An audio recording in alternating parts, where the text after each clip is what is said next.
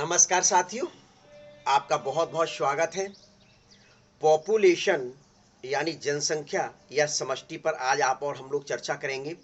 तो देखिए, चर्चा से पहले मैं एक बात बता दूं, ये जो टॉपिक है ये बहुत महत्वपूर्ण टॉपिक है। हर साल इसमें से प्रत्येक बोर्ड एग्जाम में, मतलब किसी भी स्टेट का जो बोर्ड एग्जाम होता है उस बोर्ड एग्जाम में बहुत सारे क्वेश्चंस किए जाते हैं इसके ऊपर। एक क्वेश्चन निश्चित 4 या 5 नंबर का आता है। नीट में भी मुख्य रूप से इसमें से हर हाल में दो क्वेश्चन, एक क्वेश्चन निश्चित तौर पर आता है। और सबसे बड़ी बात है, बहुत सिंपल है ये क्वेश्चन। नीट में ये मान के चलिए आपका आना बहुत ही सरल है मुख्य रूप से। तो इस वजह से आप लोग डॉट पेन रजिस्टर निकाल कर बैठ जाए और जो मैं बोर्ड पर लिखूं वो लिखते रहा करें। देखिए, आप लोग फोटो ले लेते हैं या फिर कुछ लोग मतलब जो मेरे यूट्यूब पर देख रहे हैं वो मुख्य रूप से क्या ले लेते, स्क्रीनशॉट ले लेते। भाई आप लोग डॉट पेन रजिस्टर निकाल के बैठेंगे तो लिखेंगे, उसमें ज्यादा आपको फायदा मिलेगा। ठीक है, तो इस वजह से डॉट पेन रजिस्टर निकाल के बैठ जाए, जल्दी निकालें अपने अपने। तो सुनिए क्या होता है पॉपुलेशन। पॉपुलेशन एक ग्रीक वर्ड पॉपुलस से बना है। इस पॉपुलस का मतलब होता है प्यूपिल, और प्यूपिल का मतलब होता है लोग। पीपल का मतलब क्या होता है, लोग। यानी कि किसी निश्चित क्षेत्र में घनिष्ठ रूप से संबंधित एक जाति के समूह को क्या कहा जाए, किसी निश्चित क्षेत्र में, किसी निश्चित यानी कि एक निश्चित एरिया होता है, ये विषय ध्यान दें। किसी निश्चित क्षेत्र में घनिष्ठ रूप से एक जाति के समूह को पॉपुलेशन कहते हैं। विषय ध्यान रख लें, क्या मतलब हुआ कि जैसे ये कोई एक निश्चित एरिया है, इस निश्चित एरिया में ये कोई लोग रह रहे हैं, लोग रह रहे हैं जो आपस में घनिष्ठ रूप से संबंधित हैं। घनिष्ठ रूप से संबंधित से मतलब है कि उनकी आवश्यकताएं एक जैसी हैं, उनकी आवश्यकताएं एक जैसी हैं, आपस में इंटरब्रीडिंग कर सकते हो, आपस में इंटरब्रीडिंग कर सकते हो यानी सेक्सुअल रिप्रोडक्शन कर सकते हो। तो उस समूह को मुख्य रूप से क्या कहा जाता है, पॉपुलेशन कहा जाता है। क्या कहते हैं, पॉपुलेशन कहा जाता है। अब मुख्य रूप से किस प्रकार से, यानी कि सीधी सीधी कहा जाए, ए population is a group of individual, A population is a group of individual of a particular area, एक पर्टिकुलर एरिया का एक व्यक्तिगत समूह, व्यक्तिगत समूह जो मुख्य रूप से आपस में इंटरब्रीड करता हो, आपस में इंटरब्रीड कर लेता हो, पोटेंशियली इंटरब्रीडिंग। विशेष तौर पर ध्यान रखें, living in A well defined geographical area, living in A well defined geography, यानी ये एक लिविंग एरिया हो गया, ये जो इसका हैबिटाट है जिसको कहा जाता है वास स्थान या हैबिटाट के नाम से जाना जाता है। तो उसके समूह को मुख्य रूप से क्या कहते हैं, पॉपुलेशन कहा जाता है। तो पॉपुलेशन क्या, यानी कि बैक्टीरिया की एक कॉलोनी डेवलप हो रही है तो उसको पॉपुलेशन नहीं कहेंगे क्या। भाई जैसे मैंने अभी कहा कि सेक्सुअल रिप्रोडक्शन, तो पॉपुलेशन मतलब बैक्टीरिया की जो कॉलोनी डेवलप होती है वो सेक्सुअल रिप्रोडक्शन नहीं करती, इंटरब्रीडिंग नहीं करती है, उसमें तो ए सेक्सुअल रिप्रोडक्शन हो जाता है। भाई मेरे भले ए सेक्सुअल रिप्रोडक्शन हो रहा है, लेकिन मुख्य रूप से उसकी जो कॉलोनी डेवलप हो रही है उस कॉलोनी को भी पॉपुलेशन के नाम से जाना जाएगा। ये विषय ध्यान रखना, इस सेक्सुअल रिप्रोडक्शन के फलस्वरूप भी जो कॉलोनी डेवलप होती है एक व्यक्तिगत विशेष समूह की, उसको भी मुख्य रूप से क्या कहा जाता है, पॉपुलेशन कहा जाता है। तो इस वजह से मुख्य रूप से लिख लिया गया, एक जाति के समूह को पॉपुलेशन कहा जाता है जो एक पर्टिकुलर एरिया में निवास करती है, पर्टिकुलर एरिया में निवास करती है। ठीक है, तो देखिए definition, A population is a group of individual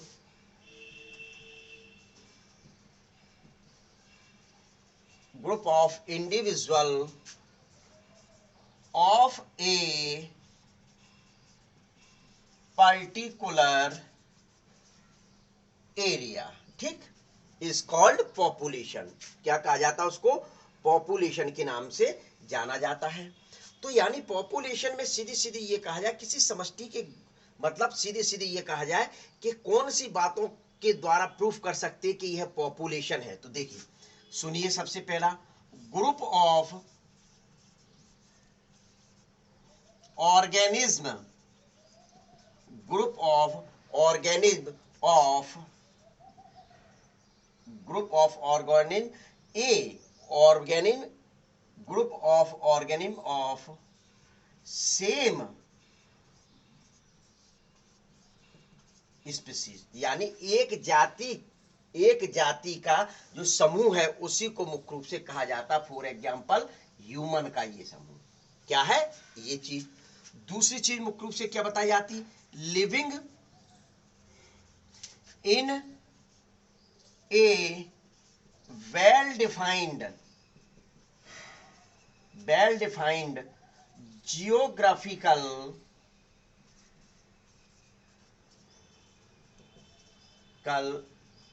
area, यानी कि जहां सभी संसाधन अच्छे ढंग से पाए जाते हो, जहां सभी संसाधन यानी कि वेल डिफाइंड, जिसको जियोग्राफिकल एरिया को किया जा सकता हो, तो उसको मुख्य रूप से क्या कहा जाता है? पॉपुलेशन के अंतर्गत मुख्य रूप से जाना जाता है। तीसरी मुख्य रूप से मुख्य बात है क्या? Potentially interbreeding, potentially interbreeding. विशेष ध्यान रखें कि ये तो आपका क्लियर है कि इंटरब्रीडिंग का मतलब कि दो जीव आपस में मैट करते हो, मिलते हो, दो जीव आपस में मैटिंग करते हो, यानी सेक्सुअल रिप्रोडक्शन की क्रिया करते हो, तो उसको मुख्य रूप से क्या कहा जाता है? पॉपुलेशन कहते हैं। लेकिन विशेष ध्यान रखें कि सच लाइक बैक्टीरिया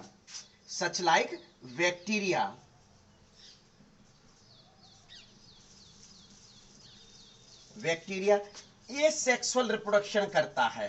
क्या करता है? ये सेक्सुअल रिप्रोडक्शन करता है, जिसके फलस्वरूप उसकी कॉलोनी डेवलप होती है, उसकी कॉलोनी, तो इसको भी मुख्य रूप से पॉपुलेशन कहा जाएगा, इसको भी पॉपुलेशन कहा जाएगा। ये मतलब नहीं है केवल सेक्सुअल रिप्रोडक्शन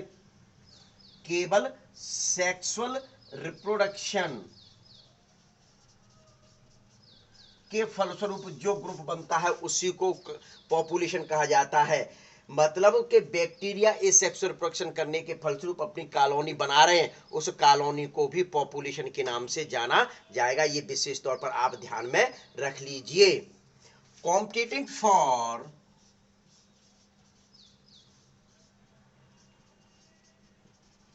क्या? कॉम्पिटिटिंग फॉर क्या? विशेष ध्यान रखें, कॉम्पिटिटिंग फॉर सेम रिसोर्सेज, यानी कि समान रिसोर्सेज के लिए कंपटीशन होता है। मुझे डॉक्टर बनना है, तो मेरे अन्य लोग जो है मेरे समूह के, कुत्ता डॉक्टर नहीं बनेगा, बिल्ली डॉक्टर नहीं बनेगी, मानव ही डॉक्टर बनेगा। क्या? मानव ही डॉक्टर बनेगा। तो ये कंपटीशन हुआ। क्या हुआ? एक कंपटीशन हुआ। तो मुख्य रूप से सेम रिसोर्सेज के लिए, चाहे खाने के लिए हो, चाहे रहने के लिए हो, चाहे किसी भी क्षेत्र में हो, वो सेम रिसोर्सेज के लिए जो मुख्य रूप से कंपटीशन करते हैं, क्या करते हैं? कॉम्पिटिटिंग करते हैं। तो उसी को मुख्य रूप से क्या कह देते हैं? वो एक ग्रुप के लोग ही कर सकते हैं, ग्रुप के लोग ही मुख्य रूप से कर सकते हैं। तीसरी चीज मुख्य रूप से बताया, गुड ट्रेट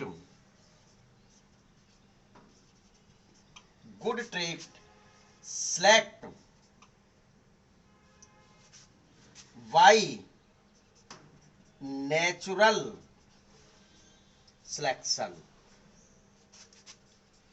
मतलब कि प्राकृतिक वर्ण के द्वारा मुख्य रूप से अच्छे गुणों वाले जीवों का सिलेक्शन किया जाता है। प्राकृतिक वर्ण द्वारा, नेचुरल सिलेक्शन द्वारा मुख्य रूप से अच्छे गुणों वाले जीवों का सिलेक्शन किया जाता है। ये आप मान के चलिए। यदि बुरे लक्षण वाले जीव है तो धीरे धीरे मुख्य रूप से समाप्त हो जाते हैं, प्राकृतिक वर्ण उनका चयन नहीं करती है। तो ये मुख्य रूप से आपका क्या होता है? सीधे सीधे कुछ पॉइंट्स थे जो आपको मुख्य रूप से इस पॉपुलेशन के अंतर्गत जानना है।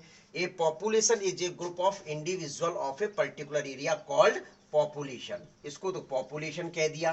अब क्या group of organism of same species वाले ग्रुप को क्या कहा जाता है? पॉपुलेशन कहा जाता है। Living in A well defined, जो एक अच्छे ज्योग्राफिकल एरिया में रहते हैं उसको पॉपुलेशन। पोटेंशियली इंटरब्रीड, जो आपस में पोटेंशियल इंटरब्रीडिंग करते, सेक्सुअल रिप्रोडक्शन करते, लेकिन उसके साथ साथ यदि बैक्टीरियल कॉलोनी मुख्य रूप से किससे डेवलप हुई है? इस सेक्सुअल रिप्रोडक्शन से डेवलप हुई है, तो उसको भी पॉपुलेशन कहा जाएगा, जनसंख्या कहा जाएगा, समष्टि कहा जाएगा। लेकिन वह किसकी समष्टि कहलाएगी? बैक्टीरिया की समष्टि कहलाएगी। ये विषय ध्यान रखें। कॉम्पिटिटिंग फॉर सेम रिसोर्सेज, यानी कि इसमें कॉम्पिटिशन होता है सेम रिसोर्सेज के लिए। और good trait select by natural selection, विशेष ध्यान रखें कि किसी भी पॉपुलेशन में यदि कोई अच्छा लक्षण डेवलप होता है तो वह पीढ़ी दर पीढ़ी स्थानांतरित होकर जनरेशन टू जनरेशन मुख्य रूप से इनहेरिटेड होकर वह स्थायी रूप से जम जाता है और बुरे लक्षण समाप्त हो जाते हैं। तो ये क्या कहलाता है? आपका पूरा पॉपुलेशन। तो ले लीजिए एक फोटो सुंदर सा, जल्दी से जल्दी फोटो खींच लीजिए या लिख लीजिए। ओम साई नमो नमः, शिरडी साई नमो नमः, जय जय साई। चलिए, मैं समझता हूं कि आप लोगों ने ले लिया होगा। अब मुख्य रूप से आती है कि पॉपुलेशन के क्या कैरेक्टर होते हैं। पॉपुलेशन एट्रीब्यूट, आपकी जो एनसीईआरटी की बुक है उसको कैरेक्टर को वहां मुख्य रूप से क्या कहा गया है? कैरेक्टर को क्या कहा गया? एट्रीब्यूट शब्द उपयोग किया गया है। कौन सा वर्ड उपयोग किया गया? एट्रीब्यूट वर्ड उपयोग किया गया है। यानी कि पॉपुलेशन या समष्टि को कौन से फैक्टर है जो कि मुख्य रूप से एक बढ़ा सकते हैं, घटा सकते हैं, उन पर क्या क्या कैरेक्टर है, किसी पॉपुलेशन के एट्रीब्यूट क्या है। देखिए, बढ़ाने की बात तो यह है किसी पॉपुलेशन को, तो अच्छे फैक्टर होंगे, यानी पढ़ाई की सुविधा अच्छी होगी, विभिन्न प्रकार के रिसोर्सेज की सुविधा अच्छी होगी, मेडिकल अच्छा होगा, तो उस समष्टि की जनसंख्या धीरे धीरे बढ़ती चली जाती है। क्या बढ़ती चली जाती है? तो स्वाभाविक है, मेरा यहां तात्पर्य पॉपुलेशन एट्रीब्यूट, यानी कि कौन कौन से जनसंख्या समष्टि के लक्षण हो सकते हैं, कौन कौन से लक्षण हो सकते हैं। तो देखिए, पॉपुलेशन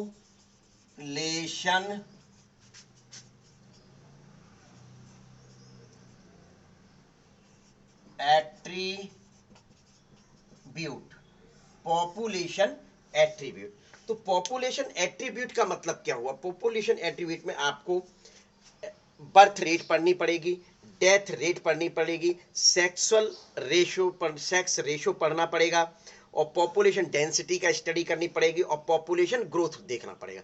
ये 5 पॉइंट मुख्य रूप से आपकी एनसीईआरटी में पॉपुलेशन एट्रीब्यूट के अंतर्गत दिए गए। कौन कौन सा? First point birth rate, death rate, sex ratio, population density and population growth. Clear? तो देख लीजिए, फर्स्ट पॉइंट क्या आता है? बर्थ रेट यानी जन्म दर, इसको नेटेलिटी भी कहा जाता है। पैदा होने को नेटेलिटी के नाम से जाना जाता है। अब स्वाभाविक है, पहले तो यहां ये आ जाए, बर्थ चीज अलग होती है और बर्थ रेट अलग होती है। हमेशा नेटेलिटी या बर्थ अधिक होगी, नेटेलिटी या बर्थ अधिक होगी, और जब बर्थ रेट उसका निकाला जाएगा तो बर्थ रेट हमेशा कम आती है। ये विषय ध्यान देना। तो सबसे पहली बात है कि बर्थ को कैपिटल बी से रिप्रेजेंट किया जाता है, जबकि बर्थ रेट को स्मॉल बी से रिप्रेजेंट किया जाता है। पहली बात तो आपको यह ध्यान में रखना है। आप बर्थ और बर्थ रेट को एक मान करना चले, विशेष ध्यान रखना, बर्थ और बर्थ रेट को एक मान करना चले, यह ध्यान रखना। बर्थ या नेटिलिटी हमेशा सदैव एक रहती है, जबकि बर्थ रेट हमेशा कम आती है। पहली बात तो ये ध्यान रखें। तो ये किस प्रकार से बताया जाता है? किसी पॉपुलेशन द्वारा इकाई समय में उत्पन्न जीवों की संख्या को, सुनिए इसकी कहानी।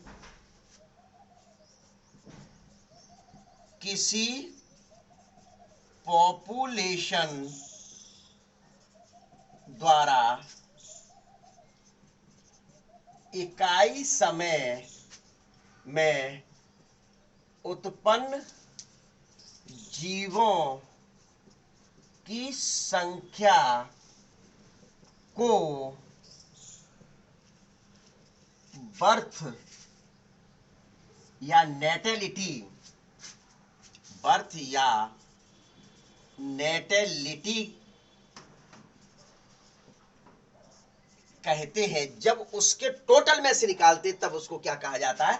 Birth rate. चलो बर्थ रेट ही कह दो, यहां क्या कह दिया? बर्थ रेट कह दिया। तो मुख्य रूप से क्या होती है, देखें कि सपोज जो आपके एनसीईआरटी में दिया हुआ एग्जांपल है, क्या एनसीईआरटी में जो एग्जांपल दिया हुआ है, मैं पहले आपको वही एग्जांपल बताऊंगा। If A pond 20 lotus plants last year, मतलब पिछले वर्ष में एक तालाब में 20 लोटस प्लांट्स पाए जाते हैं। कितने पाए जाते हैं? 20 लोटस प्लांट्स पाए जाते हैं। और नेक्स्ट ईयर मुख्य रूप से रिप्रोडक्शन के द्वारा उसमें 8 प्लांट की वृद्धि हो गई। तो स्वाभाविक है कि लास्ट ईयर कितने प्लांट्स पाए गए? लास्ट ईयर 20 लोटस प्लांट पाए जाते हैं पॉन्ड में। कितने पाए जाते हैं? 20 लोटस प्लांट पॉन्ड में पाए जाते हैं। अब नेक्स्ट ईयर इनकी संख्या कितनी हो गई? नेक्स्ट ईयर इनकी संख्या कितनी हो गई? 8 बढ़कर 8 रिप्रोडक्शन द्वारा, किसके द्वारा? रिप्रोडक्शन द्वारा 8 बढ़ गई। तो टोटल संख्या कितनी हो गई? 28 हो गई। टोटल संख्या कितनी हो गई? उस पॉन्ड में लोटस की संख्या कितनी हुई? 28 हो गई।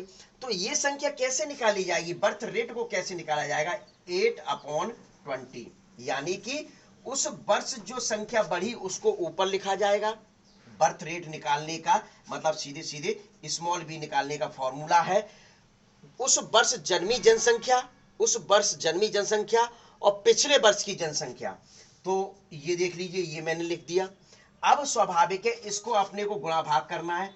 तो 4 पंजे 20 और 4 दूनी 8, यानी कि सीधे सीधे 2/5 आ गया। क्या आया? 2/5 आ गया। तो इसका क्या? 5 चौको 20, यानी कि 0.04।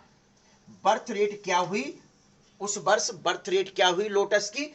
0.4 हुई। 0.4 मुख्य रूप से रेट होती, यानी कि उस वर्ष लोटस प्लांट्स की जो वृद्धि हुई थी वह 0.4 हुई। दूसरे एग्जाम्पल के द्वारा समझ लीजिए कि एक पॉपुलेशन ये है, एक निश्चित क्षेत्र में, ये लीजिए 100 पाए जा रहे हैं। कितने पाए जा रहे हैं? ये 2019 में इनकी संख्या 100 है। 2019 में इनकी संख्या कितनी है? एक निश्चित क्षेत्र में पाए जाने वाले जाति समूह, मानव की मैं बात कर रहा हूं, 100 है। इसमें मुख्य रूप से मैं आपके 20 की संख्या मैंने बढ़ा दी। गिनना नहीं आप सोचो कि तो सर ने क्या किया। तो अगले साल मुख्य रूप से इनकी संख्या कितनी हो गई? 120 हो गई। 2020 में मुख्य रूप से कितनी संख्या हो गई? तो इसका बर्थ रेट क्या निकलेगा? इसकी बर्थ रेट मुख्य रूप से क्या निकलेगा? तो आप निकाल के देख लीजिए कि 20 का अंतर आया यहां पर। तो स्वाभाविक है कि 20/100, 20 पंजे 100, यानी 1/5। क्या? अब इसका गुणा भाग करोगे तो 0.2। बर्थ रेट क्या निकल के आएगी इसकी? 0.2 निकल कर आएगी। ये विशेष आपको ध्यान में देना, यानी उत्पन्न जीवों का दर जो है, उत्पन्न जीवों की बर्थ रेट जो है 0.2% है। तो देख लीजिए कि बर्थ रेट, अभी मैंने क्या बोला था? बर्थ रेट सदैव बर्थ से या नेटिलिटी से कम होती है। बर्थ रेट सदैव बर्थ या नेटिलिटी से कम होती है। तो बर्थ रेट कितनी? 0.2 है। जबकि बर्थ की संख्या कितनी बड़ी थी? यहां +20 हुई थी 100 में। 100 में कितनी हुई थी? +20 हुई थी। तो इस प्रकार से बर्थ 20 है लेकिन बर्थ रेट 0.2% निकल कर आती है। तो ये आपका क्या होता है? बर्थ रेट होती है। यानी कि सीधे सीधे ये कह सकते आपके जो एनसीईआरटी बुक्स में दिया है कि लोटस का जो परसेंटेज था, लोटस का परसेंट मतलब 0.4 ऑफ स्प्रिंग पर लोटस पर ईयर। विशेष ध्यान रखना, आपकी एनसीईआरटी में बर्थ रेट को ईयर में बताया गया है। बर्थ रेट को ईयर में बताया गया है कि जबकि डेथ रेट को वीक में बताया गया है। डेथ रेट को वीक में बताया गया है। चाहे 1 घंटे में देख लें, 1 दिन में देख लें, 1 वीक में देख लें, 1 महीने में देख लें, 6 महीने में देख लें, ये तो सेंसस के ऊपर निर्भर करता है। जैसे कि मुख्य रूप से पॉपुलेशन आप और हम लोगों की काउंटिंग होती है 10 वर्ष बाद होती है कि नहीं होती है, तो वो जो बर्थ रेट और जन्म रेट जो निकल के आएगी वो 10 वर्ष के आकलन का स्वरूप निकल के मुख्य रूप से आता है। तो एक चीज तो मुख्य रूप से ये हुआ, इसको आप नोट डाउन कर लीजिए। सबसे पहले कर लिया। चलिए अब आता है डेथ रेट। मैं डाल दूं, मैं इसको स्क्रीनशॉट ले लिया। चलिए अब आती डेथ रेट क्या होती है, क्या डेथ रेट क्या होता है, तो सुनिए डेथ रेट के बारे में।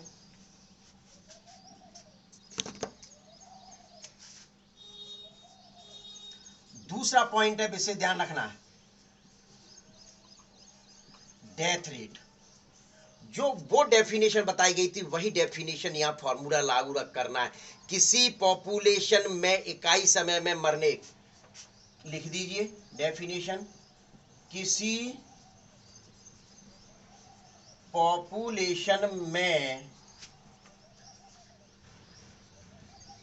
इकाई समय में मरने वाले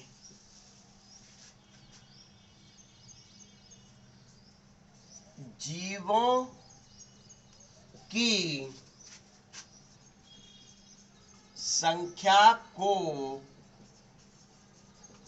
डेथ रेट कहा जाता है।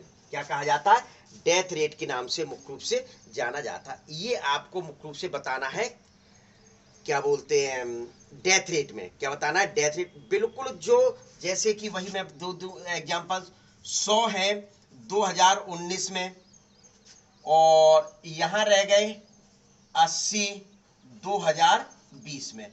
स्वाभाविक है, तो माइनस कितने हो गए, 20 हो गए। माइनस कितने हुए बच्चों, 20 हो गए कि नहीं हो गए, क्लियर। तो यहाँ 20 हुए, तो स्वाभाविक है कि सीधे सीधे मुख्य रूप से क्या कहा जाता है कि इसका फॉर्मूला निकालिए, वही मरे जीवों की संख्या उस वर्ष और पिछले वर्ष की जीवों की संख्या 100, तो ये कर दिया, 2 पंजे 10, 2 चौको 8 बराबर 4/5। अब इसका क्या निकल के आएगा, 0.5 40, यानी कि 0.8%, क्या 0.8% मुख्य रूप से बर्थ रेट निकल के आई। ये आपकी एनसीईआरटी में इन ए वीक का एग्जाम्पल दिया है। क्या दिया, इन ए वीक का एग्जाम्पल दिया है, यानी कि एक सप्ताह में मुख्य रूप से ये कंडीशन उत्पन्न होती है। ये आपको ध्यान में रखना है। आपकी जो एनसीईआरटी में दिया हुआ, आपकी जो एनसीईआरटी में सीधे सीधे मुख्य रूप से जो बताया गया है कि डेथ रेट के बारे में, 40 पॉपुलेशन है, कितने, इफ 4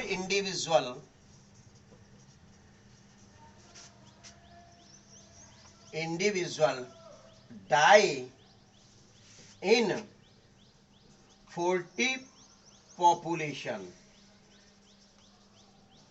क्या लिख दिया, if 4 individual die in 40 population, in a 40 population. तो अब 40 की पॉपुलेशन थी, उसमें से 4 मर गए, तो बर्थ रेट, डेथ रेट क्या निकल के आएगी, तो डेथ रेट क्या निकल के आएगी, 40 की पॉपुलेशन थी, 4 उसमें से मर गए, तो डेथ रेट क्या निकल के आएगी, 4/40, यानी 4 एकम 4, 4 एकम 4, 4 धा 40, तो ये निकल के आया। तो लास्ट में मुख्य रूप से क्या आएगा, 0.1%, 0.1% मुख्य रूप से बर्थ रेट डेथ रेट निकल के आता है। विशेष ध्यान रहे, जो आपकी एनसीईआरटी में दिया हुआ, एनसीईआरटी में फिर यहां दिया हुआ होगा पर कैपिटा। पर कैपिटा का मतलब है कि पर पर्सन, यानी कि मेल और फीमेल का जो एक जोड़ा है। स्वाभाविक है कि एक पॉपुलेशन ये है, इस पॉपुलेशन में 100 लोग, मैं आपको एग्जांपल लेके चल रहा हूं, ह्यूमन वाला 100 लोग रह रहे थे, तो उसमें 20 बढ़ गए थे, अब यहां मैं माइनस कर दिया, 20 माइनस हो रहे हैं, क्या, तो उसकी बर्थ रेट उसकी डेथ रेट कितनी निकल के आ रही है, मतलब आपके सीधे सीधे 0.8% डेथ रेट निकल के आ रही है, 0.8% डेथ रेट निकल के आ रही है। तो स्वाभाविक है कि एक पॉपुलेशन में मुख्य रूप से 50 जोड़े हैं, यानी कि 100 की संख्या मैंने बोला तो 50 मेल थे, 50 फीमेल थे। तो इन्होंने मुख्य रूप से जो अपनी बर्थ रेट यानी कि 20 पैदा किए। अब एक पॉपुलेशन में मुख्य रूप से ये है कि 50 की जनसंख्या पाई जा रही है, यानी 25, और 25 मेल और 25 फीमेल है, तो वो जो जनसंख्या पैदा करेंगे वो 20 पैदा कर रहे हैं। तो स्वाभाविक है बर्थ रेट मुख्य रूप से किसकी अधिक हो रही है? बर्थ रेट मुख्य रूप से उसकी अधिक हो रही है। ये नहीं है कि 100 लोगों ने 20 पैदा कर लिए जबकि 50 लोग ही 20 पैदा करें, तो बर्थ रेट मुख्य रूप से हमेशा जो छोटी पॉपुलेशन होती है उसकी मुख्य रूप से, यानी छोटी यानी 50 की है तो 50 में से 25 मेल और 25 फीमेल है, तो उसके जो 20 पैदा किए तो उन्होंने ज्यादा पैदा कर लिए एक टाइम में, पर यूनिट टाइम में मुख्य रूप से उन्होंने कितने पैदा कर लिए? ज्यादा। तो वह मुख्य रूप से डेथ रेट और बर्थ रेट पर कैपिटा के हिसाब से निकाला जाता है, यानी पर पर्सन के हिसाब से मुख्य रूप से ये कंडीशन, तो पर कैपिटा यानी पर पर्सन ही कहलाता है। तो ये आपका डेथ रेट। तो इसकी लगा लीजिए, इसका जरा स्क्रीनशॉट और फोटो ले लीजिए जल्दी से। किसी पॉपुलेशन में इकाई समय में मरने वाले जीवों की संख्या को डेथ रेट कहते हैं। इस फॉर्मूला के द्वारा आप आसानी से निकाल सकते हैं, और ये आपको तैयार करना है जो आपकी एनसीईआरटी का एग्जाम्पल है। ठीक, अब आता है सेक्स रेशियो। सेक्स रेशियो का मतलब क्या होता है? सेक्स रेशियो का मतलब होता है कि एक पर्टिकुलर निश्चित एरिया में पाए जाने वाले जीवों की संख्या में कितने मेल पाए जाते हैं, कितने फीमेल पाए जाते हैं, कितने मेल पाए जाते हैं, कितने फीमेल पाए जाते हैं, उसी को क्या कहा जाता है? सेक्स रेशो कहा जाता है, यानी लिंग अनुपात के नाम से जाना जाता है। तो थर्ड पॉइंट आप देख लीजिए पॉपुलेशन एट्रीब्यूट का।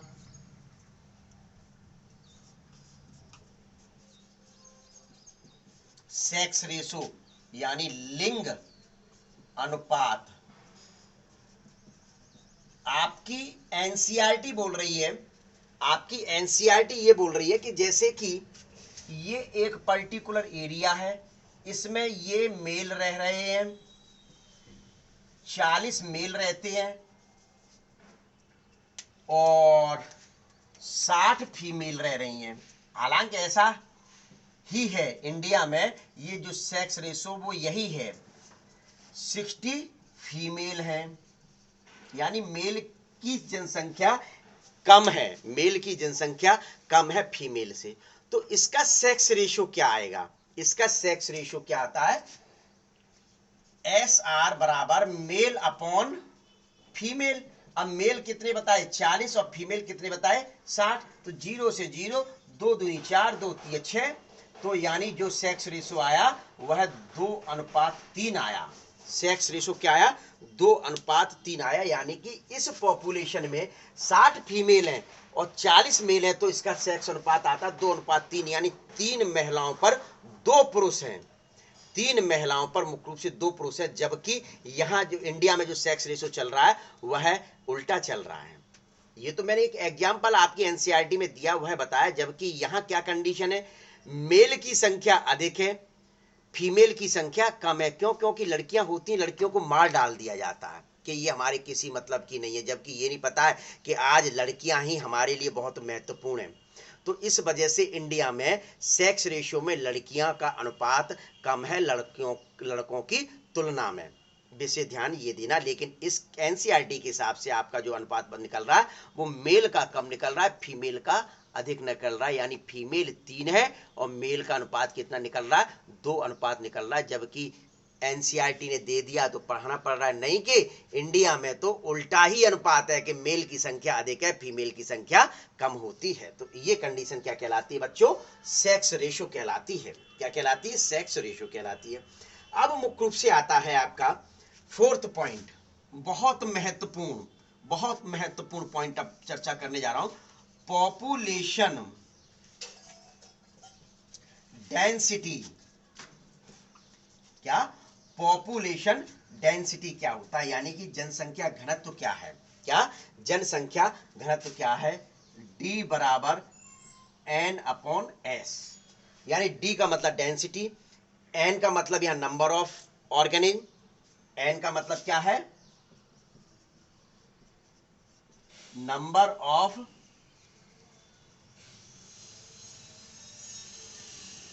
ऑर्गेनिज्म, और यहाँ एस का जो मतलब है, क्या एस का मतलब है यूनिट क्षेत्रफल की संख्या, नंबर ऑफ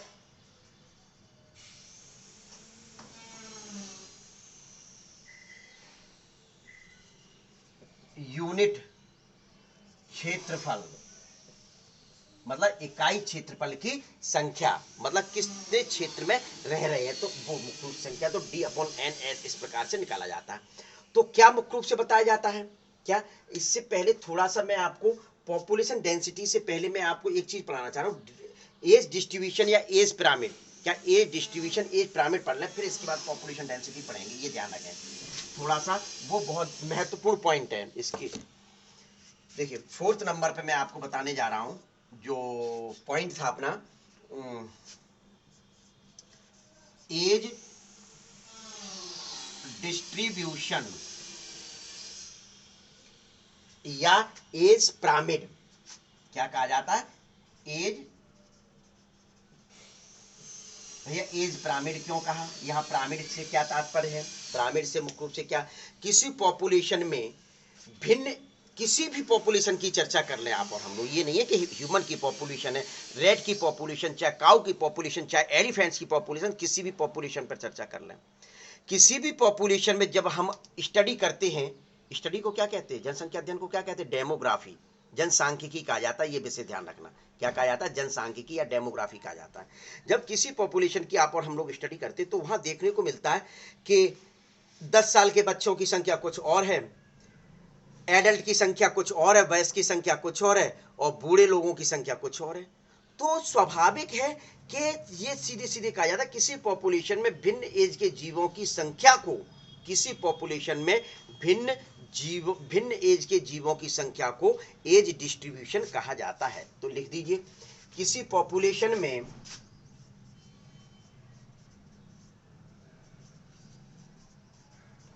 के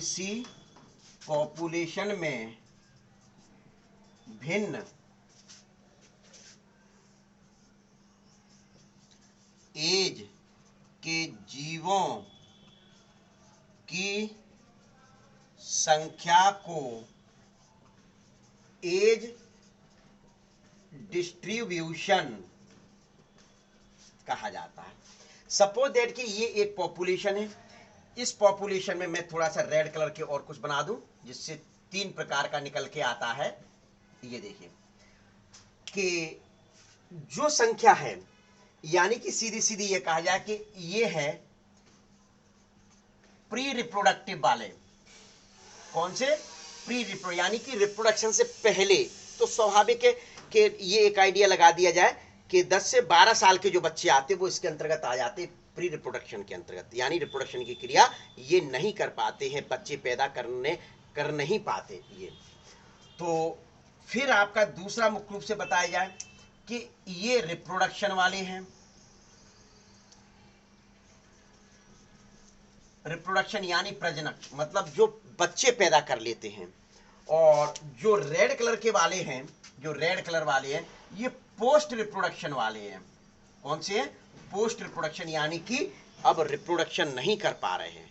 पहले ऐसे जीव जो रिप्रोडक्शन कर नहीं पा रहे, मतलब रिप्रोडक्शन लायक नहीं हुए।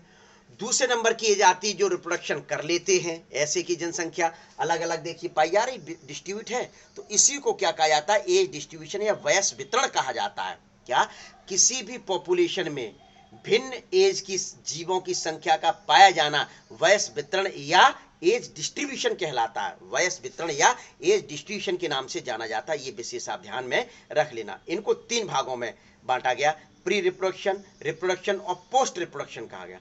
जब इनकी काउंटिंग करते हैं, जब इनका सेंसस करते, काउंटिंग करते, तो एक पिरामिड जैसी स्ट्रक्चर बनती है। क्या बनती है, एक पिरामिड लाइक स्ट्रक्चर बनती है। इसको, इस वजह से इसको एज पिरामिड भी कहा जाता है। क्या कहा जाता है, एज पिरामिड के नाम से इसको जाना जाता है। तो ये जो पिरामिड प्राप्त होते हैं वो किस प्रकार के प्राप्त होते हैं, कैसी कैसी कंडीशंस हैं, पहले एक्सपेंडिंग है, फिर स्टेबल है, फिर डिक्लाइनिंग फेज है।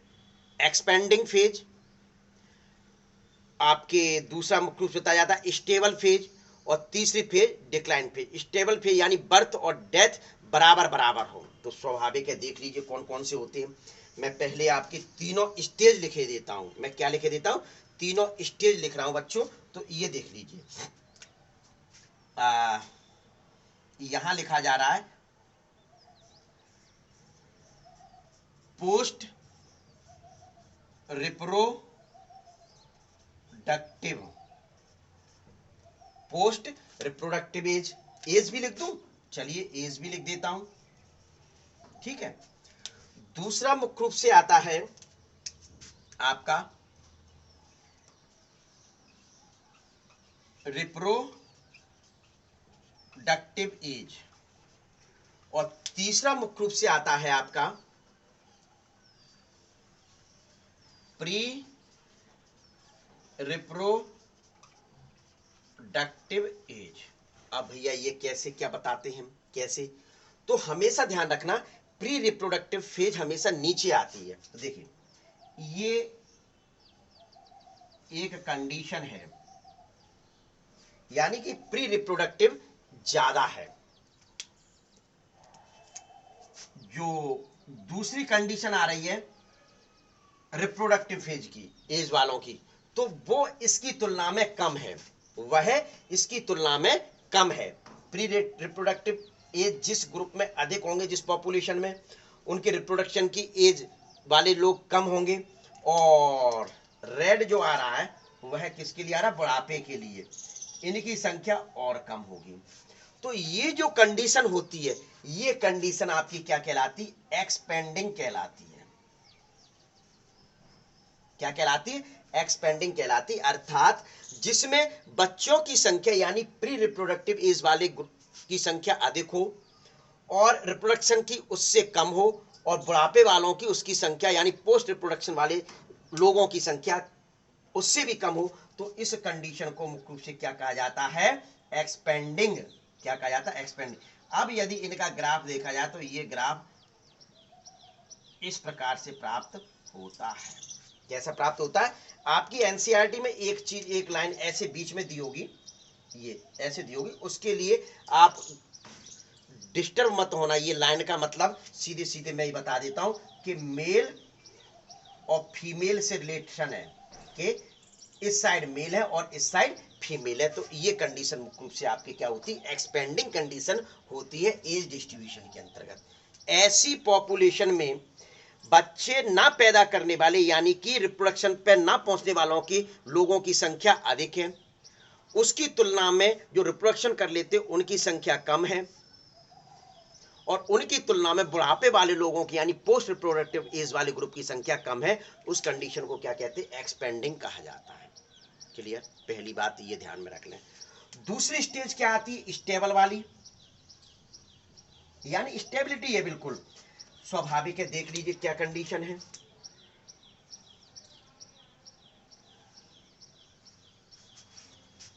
प्री रिप्रोडक्टिव वाले ये हैं,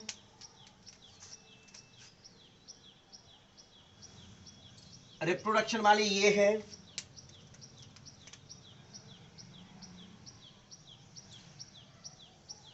और बुढ़ापे वाले ये है, पोस्ट रिप्रोडक्टिव एज वाले। तो स्वाभाविक है कि ये जो कंडीशन होती है, ये कंडीशन आपकी क्या कहलाती है?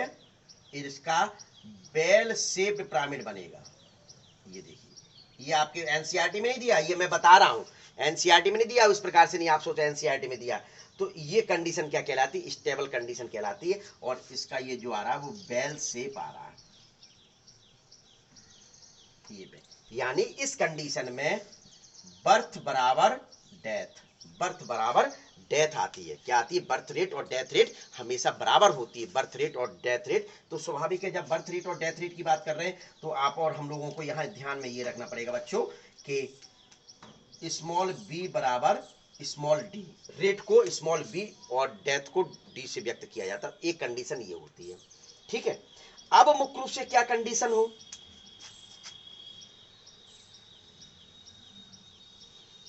प्री रिप्रोडक्टिव वाले, दिखाई तो दे रहा है नीचे? हाँ, प्री रिप्रोडक्टिव वालों की संख्या कम हो किसी पॉपुलेशन में, और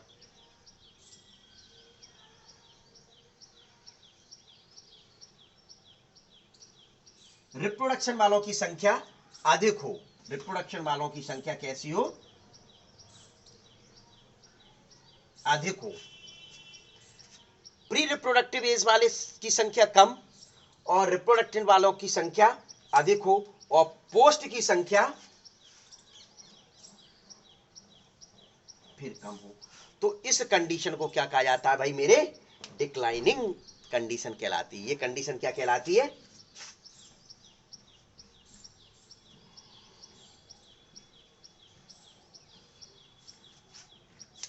यानी ये जो बनता है शेप वह अर्न शेप।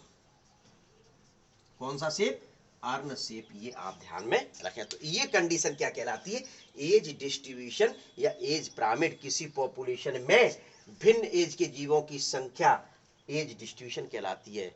यानी भिन्न भिन्न किसी पॉपुलेशन में भिन्न भिन्न एज के लोग पाए जाते हैं, उसी को वयस वितरण कहा जाता है। और इसके जब स्टडी करते हैं कि कौन कितने पाए जा रहे हैं, तो एक ग्राफ प्राप्त होता है, उस ग्राफ को पिरामिड के नाम से जाना जाता है। तो इस वजह से एज पिरामिड कह दिया। भाई ले लीजिए जरा स्क्रीनशॉट। समस्या हो तो पूछते रहना जी, नहीं तो गड़बड़ हो जाएगा, ये विषय ध्यान रखना। ले लिया, चलिए अब इसके बाद बताया जाता है आपका, ये 4 पॉइंट हो गए। तो फिर कौन सा पॉइंट आते हैं, पॉपुलेशन डेंसिटी, जो पीछे मैं लिख के आ चुका था, बता भी दिया था। तो पॉपुलेशन डेंसिटी यानी जनसंख्या घनत्व क्या है, क्या जनसंख्या घनत्व क्या होता है। देखिए 5वें नंबर का पॉइंट है क्या, 5वें, डेथ रेट, वो birth rate, death rate, sex ratio, age distribution और आपके पॉपुलेशन डेंसिटी। देखिए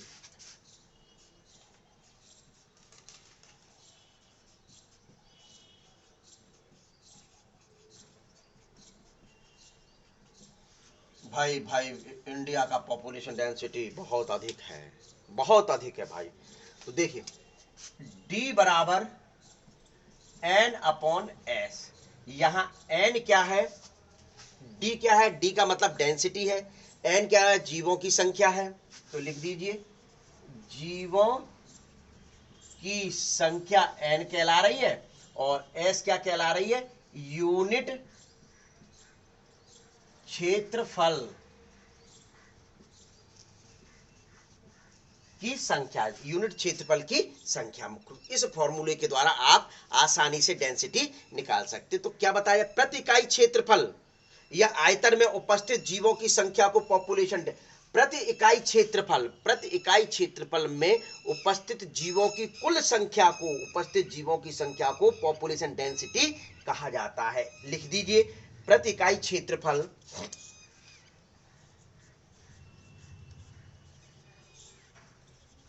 प्रति इकाई क्षेत्रफल एक निश्चित एरिया हो गया प्रति इकाई क्षेत्रफल, या उसका क्या बोल सकते हैं, आयतन में उपस्थित जीवों की संख्या, उपस्थित जीवों की संख्या को पॉपुलेशन डेंसिटी कहा जाता है मेरे भाइयों, पॉपुलेशन डेंसिटी कहा जाता है। तो स्वाभाविक जो है, पॉपुलेट टेक्निकल भाषा में बात करें हम, तो पॉपुलेशन साइज को टेक्निकल पॉपुलेशन डेंसिटी कह देते हैं। पॉपुलेशन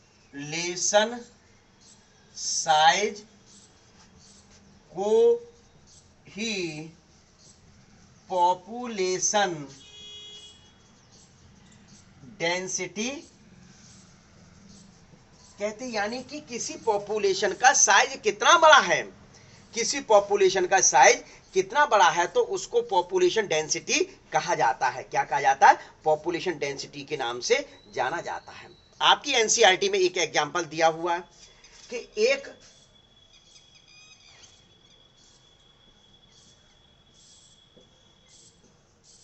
बनियान ट्री है। कौन सा ट्री है, बरगद का पेड़ है, बनियान ट्री। इस बरगद के पेड़ के नीचे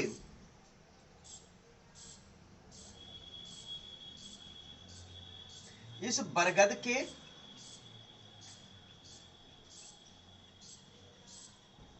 पेड़ के नीचे 200, क्या विशेष ध्यान रखें कि आपकी बिल्कुल दिया हुआ है सीधे सीधे कि 200 पार्थेनियम प्लांट्स रहते हैं, पाए जाते 200 पार्थेनियम प्लांट्स पाए जाते हैं। तो स्वाभाविक है कि जनसंख्या घनत्व क्या निकलेगा, विशेष ध्यान रखें कि 200 पार्थेनियम प्लांट्स पाए जाते हैं। ये एक बनियान ट्री है, तो जनसंख्या भले इनकी ज्यादा है, यहाँ 200 है, यहाँ 1 है, तो अब यहाँ पॉपुलेशन जो डेंसिटी निकलेगी वह बायोमास के हिसाब से निकलेगी। किसके हिसाब से निकलेगी? बायोमास के हिसाब से। स्वाभाविक है कि बनियान ट्री का बायोमास अधिक है। बनियान ट्री का भाई बनियान ट्री तो चारों ओर फैला हुआ झाड़ जैसा पौधा होता है, और बेचारे पार्थेनियम उसके नीचे पाए जा रहे हैं। किसके नीचे पाए जा रहे हैं? इसके बरगद के नीचे पाए जा रहे हैं, तो ग्रो नहीं कर पा रहे। क्या ग्रो नहीं कर पा रहे सही ढंग से? तो स्वाभाविक है कि उनका बायोमास जो होगा 200 पार्थेनियम प्लांट्स का बायोमास होगा वो मुख्य रूप से कम होगा। अर्थात इस स्थिति में मुख्य रूप से बायोमास के आधार पर पॉपुलेशन डेंसिटी को निकाला जाता है। तो एक कंडीशन मुख्य रूप से आपके ये हुई पॉपुलेशन डेंसिटी। तो जरा कर लीजिए नोट भाई। हाँ, ले लीजिए, इसका स्क्रीनशॉट ले लें आप लोग, स्क्रीनशॉट ले लें जल्दी से। ले लिया स्क्रीनशॉट? मैं हटा दूं इसको। चलिए, अब आता है बहुत महत्वपूर्ण पार्ट है पॉपुलेशन का, पॉपुलेशन ग्रोथ। भैया पॉपुलेशन की वृद्धि कैसी होती है? भैया इंडिया में तो बहुत वृद्धि है। देख लो, नेताओं को देख लो या किसी को भी देख लो, जनसंख्या बहुत अधिक है। किसी के 10 बच्चे, किसी के 20 बच्चे, किसी के 40 बच्चे। सोचो जब जनसंख्या इतनी बढ़ती जाएगी तो आपको फैक्टर कहाँ से मिलेंगे? तो इस वजह से मेरे भाइयों निवेदन है कि जनसंख्या कम करें आप और हम लोग।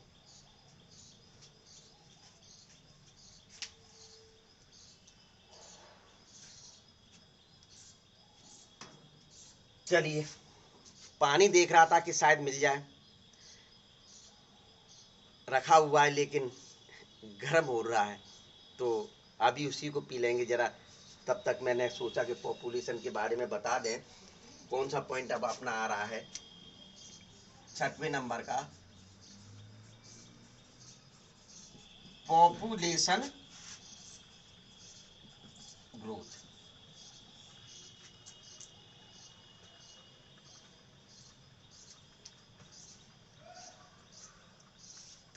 यानी सीधे सीधे ये कहा जाए क्या? The size of population for any species is not a static parameter. The size of A population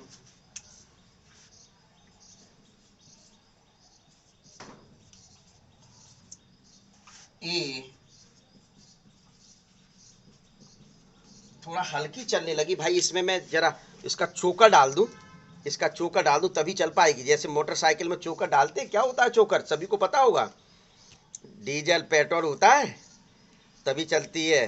तो ऐसे ही इसका भी वही, देखो कितना खर्च हो रहा है। आप लोग थोड़ा सा रेस्पॉन्स दिया करें। चलिए, डल चुका।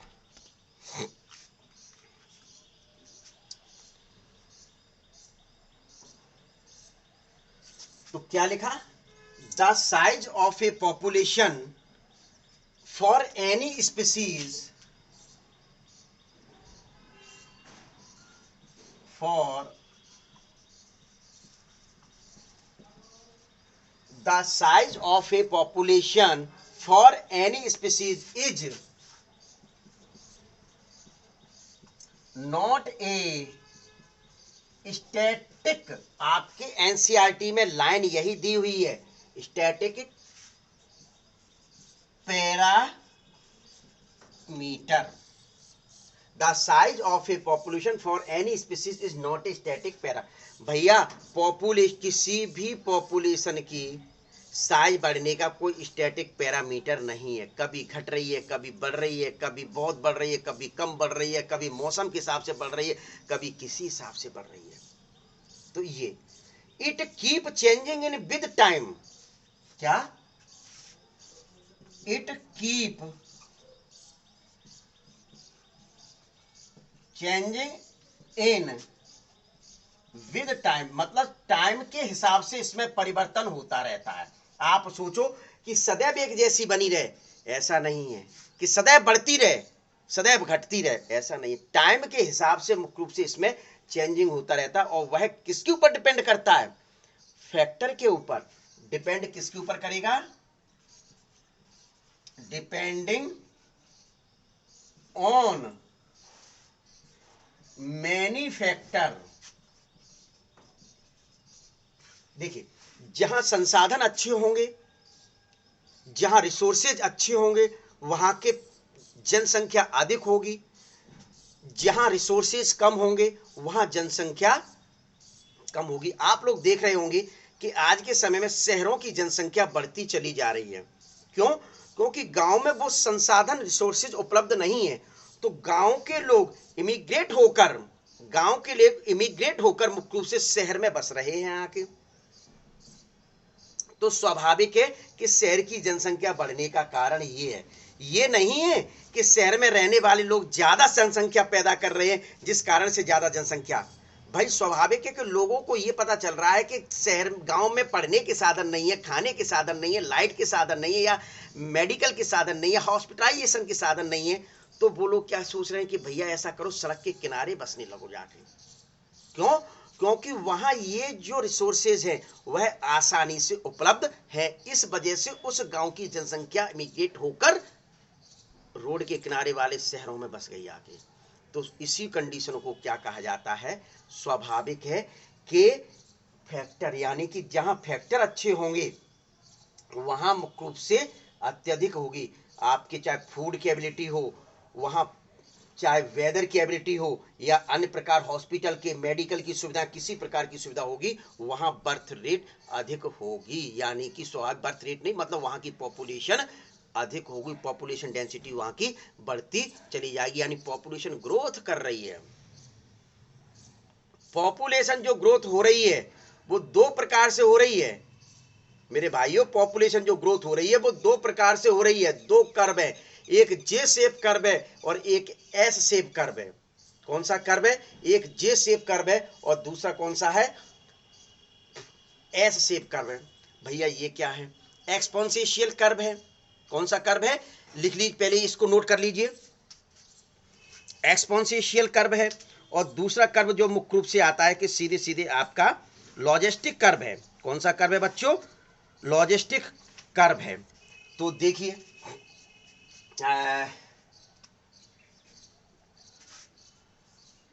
पहले तो ये कर लिया, इसको मैं एक डायग्राम के माध्यम से बता देता हूं। देखिए, ये पॉपुलेशन डेंसिटी है। पहले इसको हटाओ, यहां लिखो, क्या लिख सकते हो? पॉपुलेशन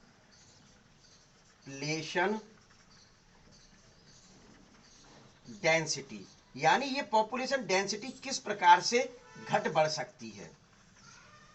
ये पहले देखिए कि स्वाभाविक है, ये बर्थ है, तो बर्थ है तो यानी प्लस होगी पॉपुलेशन डेंसिटी। पॉपुलेशन डेंसिटी क्या होगी? प्लस होगी। यहां मुख्य रूप से क्या कंडीशन हो रही है कि सीधे सीधे आपकी डेथ है, डेथ, तो पॉपुलेशन डेंसिटी क्या होगी? माइनस होगी। बर्थ को बी से व्यक्त किया जा रहा है, डेथ को डी से व्यक्त किया जा रहा है, यानी B minus D population density को प्रभावित करती है। B minus D population density को मुख्य रूप से क्या करती है? प्रभावित करती है। ये विशेष आप ध्यान में रख लीजिए। क्या आपको ये ध्यान में रखना पड़ेगा कि B minus D population density को प्रभावित कर रही है। एक चीज तो ये। दूसरी चीज, इमिग्रेशन, पॉपुलेशन ग्रोथ की ये पॉइंट है, क्या क्या प्रभावित हो सकते हैं। इमिग्रेशन के फलस्वरूप प्लस हो रहे हैं। कैसे प्लस हो रहे हैं? इमिग्रेशन का मतलब होता है कि बाहर से आकर जनसंख्या, बाहर से आकर जीव उस पॉपुलेशन में मिल जाएं, बाहर से आ गए और इसमें मिल गए तो स्वाभाविक है क्या, जनसंख्या बढ़ गई, यानी कि बी प्लस आई ये भी मुख्य रूप से प्रभावित कर रही है, बी प्लस आई भी प्रभावित कर रही है। अब क्या होगी कंडीशन, एक इमिग्रेशन,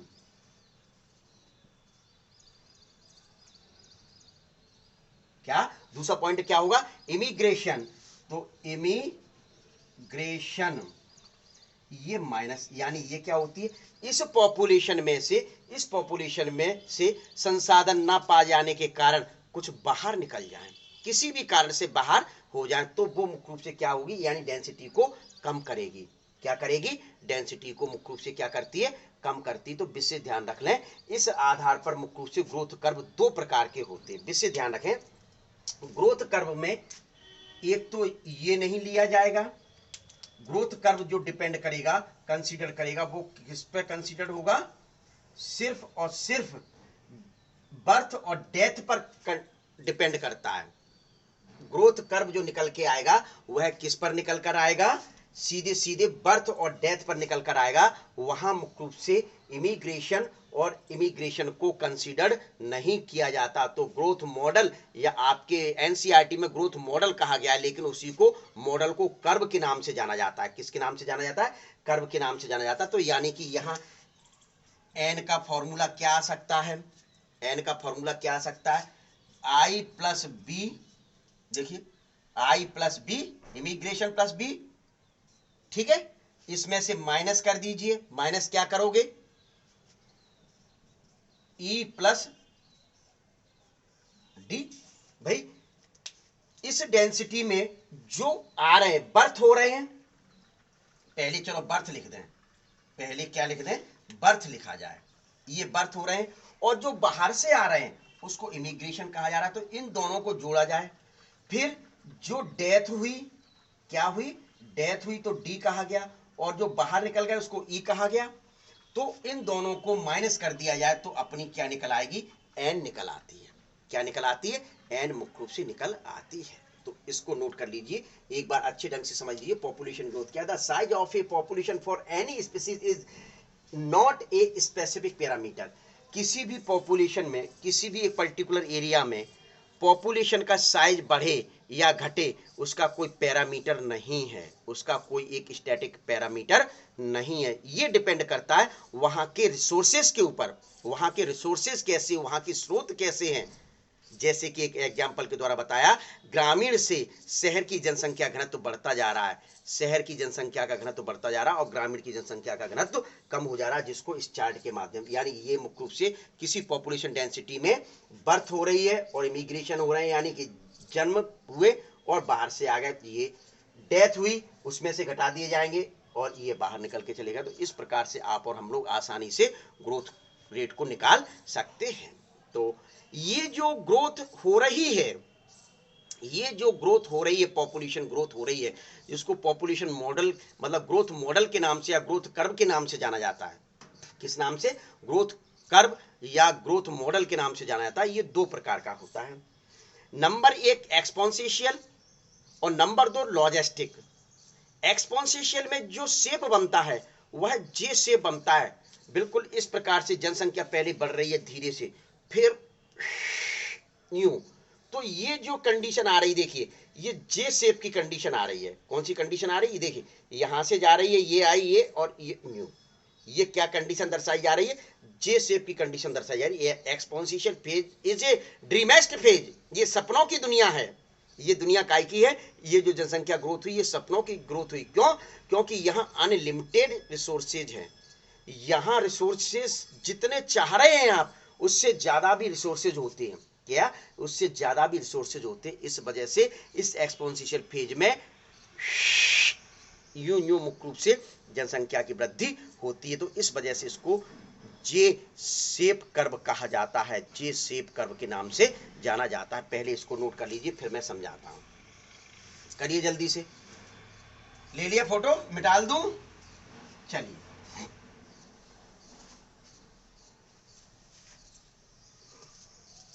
किसी भी पॉपुलेशन ग्रोथ के 4 पॉइंट होते हैं। नंबर 1 बर्थ यानी नेटिलिटी, नंबर 2 डेथ यानी मॉर्टिलिटी, डेथ यानी मॉर्टिलिटी, नंबर 3 इमिग्रेशन, इमिग्रेशन का मतलब बाहर से कितने आ गए उस जनसंख्या में, और नंबर 4 इमिग्रेशन यानी कि उस जनसंख्या में से कितने बाहर चले गए। तो ये पॉपुलेशन ग्रोथ निकल सकती है। अब पॉपुलेशन ग्रोथ का जो कर्व बनता है, जिसको ग्रोथ मॉडल या कर्व कहा जाता है, मॉडल या ग्रोथ कर्व कहा जाता है। भैया ये 2 प्रकार के होते हैं। नंबर एक क्या होता है आपका? एक्सपोनेंशियल,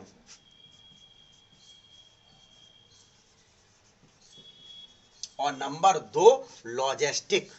तो सबसे पहले आप और हम लोग चर्चा करेंगे एक्सपोनेंशियल पर। तो एक्सपोनेंशियल में क्या बताया जाता है? तो सुन लीजिए, ऑल रिसोर्सेज आर प्रेजेंट,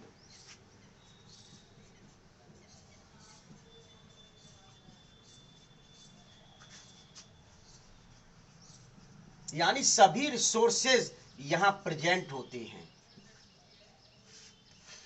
और प्रेजेंट भी कैसे होते हैं? अनलिमिटेड। प्रेजेंट भी कैसे होते हैं? Unlimited resource.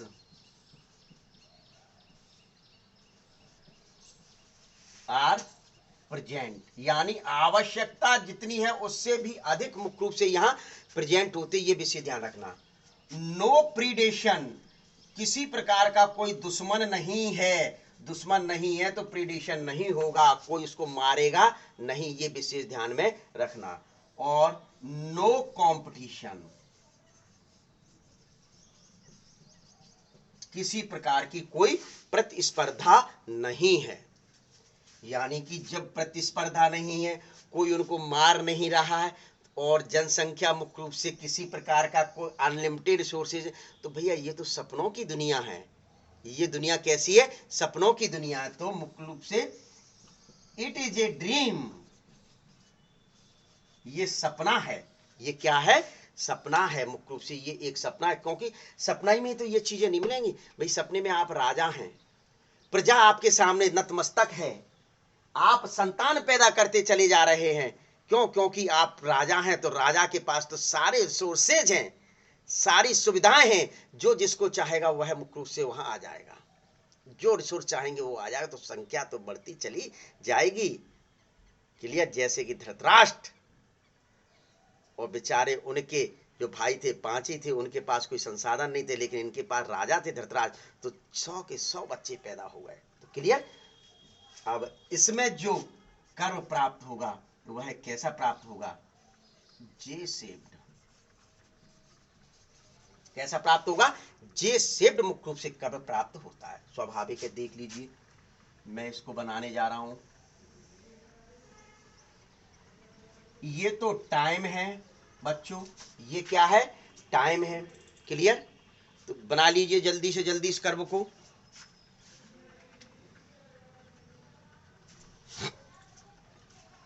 लिख लिया? और ये क्या है? एन यानी पॉपुलेशन डेंसिटी। ठीक है? तो स्वाभाविक है कि यहां से चला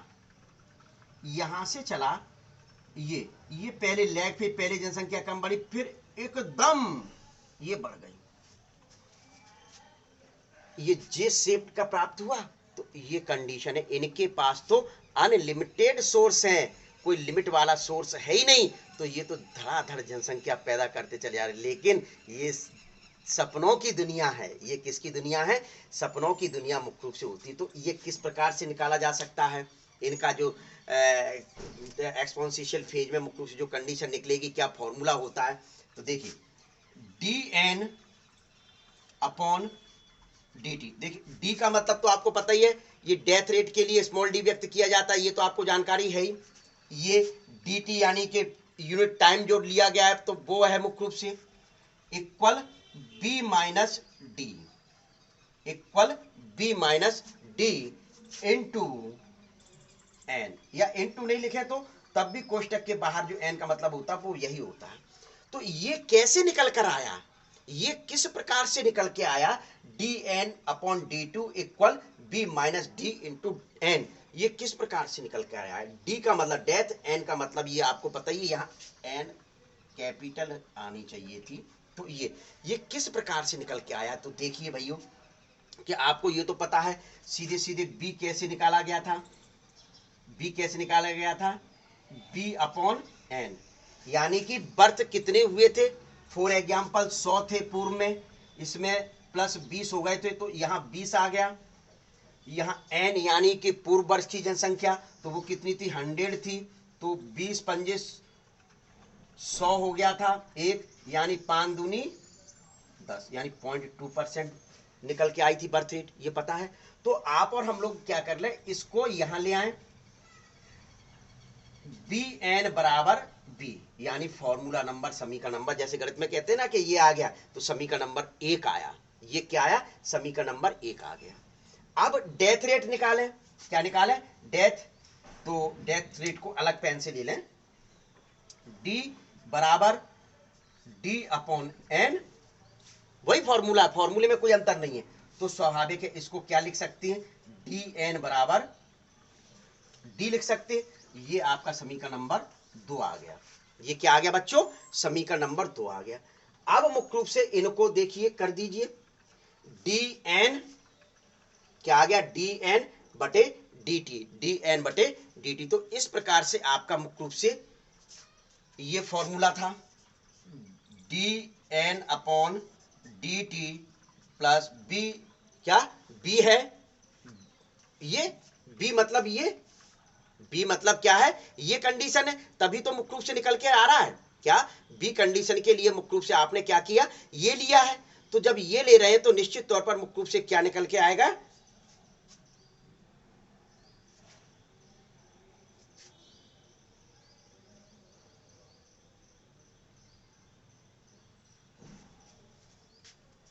माइनस एन, माइनस क्या है, एन है। तो अब देखिए यहां किस प्रकार से निकलेगा, जल्दी निकाल के देख लीजिए, पहले स्क्रीनशॉट ले लीजिए इसका,